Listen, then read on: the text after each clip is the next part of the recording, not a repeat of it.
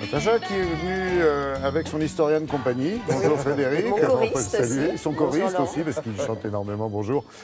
Frédéric et Natacha. Natacha, les animaux souffrent et vont souffrir effectivement de la chaleur, sauf qu'on peut quand même les aider à supporter ces pics de température. Comment et pourquoi d'abord souffrent-ils plus que d'autres, certains ? Eh bien, ils sont physiologiquement très mal armés pour lutter contre la chaleur. Ils sont beaucoup plus adaptés au froid qu'aux grandes chaleurs par rapport à nous. C'est beaucoup plus compliqué pour eux. D'abord, une raison assez simple, vous savez tous, mais peut-être que vous l'avez, ça ne vous a peut-être pas marqué l'esprit. Ils ne transpirent. Vous vous demandez, mais qu'est-ce qu'elle va me dire ? Qu'est-ce qu'elle va me sortir ? Qu'est-ce qu'elle va ? Ils ne transpirent pas. Vous avez jamais vu un chien ou un chat transpirer ? Alors, les chiens transpirent un tout petit peu par les coussinets, mais leur seul moyen de réguler leur température interne, voilà, c'est en faisant...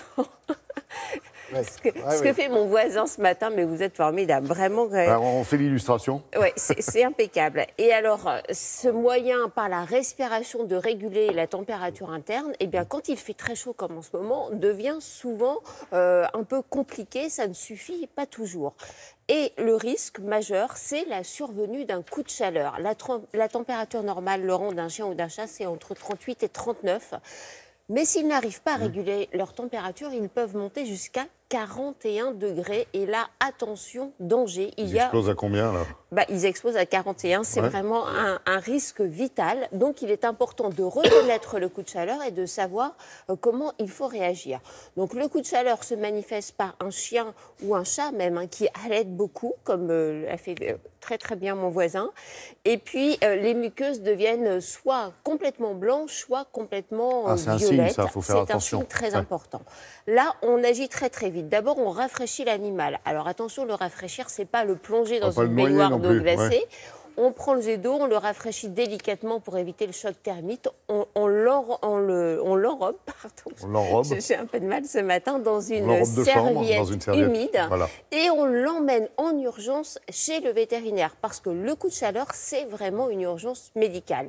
Et le deuxième risque important, quand il fait très chaud comme ça, c'est le risque de noyade. Parce que les animaux vont aller chercher la fraîcheur, ils vont aller chercher à s'altérer là où il y a de l'eau. Et souvent, les piscines peuvent les attirer ou même à se baigner. Et alors, parfois, ils ne peuvent pas remonter. Ils sont épuisés à force de nager. Et puis, ils ne sont pas tous de très bons nageurs. C'est sûr que le teckel, avec son corps allongé, n'est pas taillé pour la nage. Le basséan de Artésien, voilà, il vaut mieux être un labrador pour nager. Donc, blague à part, il faut vraiment faire attention à vos piscines et faire très attention à ce coup de chaleur. Alors, en termes de prévention, Laurent, il y a des choses basiques, mais il est toujours bon de les rappeler.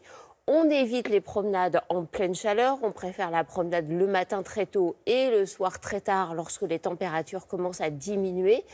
Évidemment, on ne fait pas du sport avec son chien. C'est quand même important de le rappeler, je vous assure. Et on ne les emmène pas en voiture, sauf s'il y a une excellente raison pour ce faire. On ne les met bien sûr pas sur la plage arrière de la voiture, comme on le voit encore trop souvent. Justement, on peut voir des animaux en détresse, comme celui qui est derrière vous, là. Exactement. Alors, si on aperçoit un animal enfermé dans une voiture en détresse, sachez que normalement, il faut prévenir la police, mais c'est vraiment une urgence à la minute quasiment, parce que la température de la voiture, quand tout est fermé, peut monter extrêmement vite. Alors, si vous devez intervenir et casser les vitres de la voiture, un conseil, vous prenez 2 témoins. On peut le faire, parce que c'est considéré comme un acte de maltraitance de laisser son animal enfermé. Donc, vous prenez 2 témoins qui pourront attester que vous n'avez pas cassé la voiture juste parce que, voilà, vous aviez envie d'un truc qui traînait sur le siège arrière de la voiture, et vous cassez la vitre pour sauver l'animal. Vous pouvez ainsi lui sauver la vie. Donc, il faut quand même savoir faire ces gestes-là quand il n'y a pas d'autre possibilité. Mais le mieux, c'est de faire quand même venir la police. Ça évite des ennuis. Bon, on ne les met pas dans la baignoire, mais dans une piscine d'enfants, éventuellement. Alors oui, ça c'est très très bien, effectivement. Vous savez, les bacs à sable là, en matière solide pour les enfants, vous mettez de l'eau dedans. Si vous avez un jardin, c'est l'idéal. Vous les mettez un peu au frais, vous les arrosez et ensuite vous les rentrez. Les animaux adorent aussi se coucher, bien sûr, dans la pièce la plus fraîche de la maison. sur un sol en carrelage, ils s'allongent de tout leur long parce que ça leur permet justement d'aller chercher le froid du sol. Qu'est-ce qu'il dit, le voisin? Je dis qu'on parle des chiens et des chats, et que dire des poissons qui sont dans un aquarium ou dans un bocal? Ils sont en train d'asphyxier en ce moment. Oui, c'est ça, c'est que l'eau monte, la température de l'eau monte, sans doute qu'il faut la changer aussi. Il faut remettre un peu d'oxygène. Tout à fait, je vais donc vous prendre comme auxiliaire vétérinaire. Je pense que vous allez être parfait.